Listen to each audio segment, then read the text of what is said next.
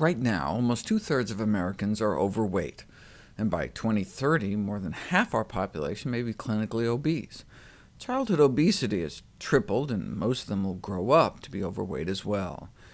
The United States may be in the midst of raising the first generation since our nation's founding that will have a shorter predicted lifespan than that of the previous generation. The food industry blames inactivity. We just need to move more.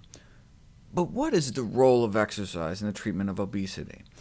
There is considerable debate in the medical literature today about whether physical activity has any role whatsoever in the epidemic of obesity that's swept the globe since the 80s. The increase in calories per person is more than sufficient to explain the U.S. epidemic of obesity. In fact, if anything, the level of physical activity over the last few decades has actually gone up in both Europe and North America. This has important policy implications. Yes, we still need to exercise more, but the priorities for reversing the obesity epidemic should focus on the overconsumption of calories. To work off the increased caloric intake, which for kids is like an extra can of soda and small fries, compared to what they were eating back in the 70s, and for adults, like an extra Big Mac a day, to work that off, you'd have to walk like 2 hours a day, 7 days a week. So exercise can prevent weight gain, but the amount required to prevent weight gain may be closer to twice the current recommendations. Public health advocates have been experimenting with including this kind of information. The fast food menu labeled with calories and the number of miles to walk to burn those calories appeared to be most effective in influencing the selection of lower-calorie meals.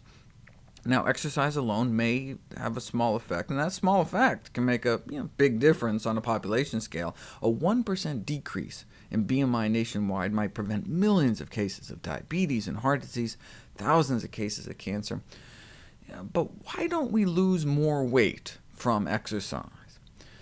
It may be because we're just not doing it enough. I mean, the small magnitude of weight loss observed from the majority of exercise interventions, where they make people exercise, may be primarily due to how low the doses are of the prescribed exercise. People tend to overestimate how many calories are burned by physical activity. For example, there's this myth that a bout of sexual activity burns a few hundred calories.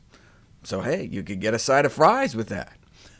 But if you actually hook people up and measure energy expenditure during the act, and your study subjects don't get too tangled up with all the wires and hoses, though it may be nearly the metabolic equivalent of calisthenics, given that the average bout of sexual activity only lasts about 6 minutes, a young man might expend approximately 21 calories during sexual intercourse.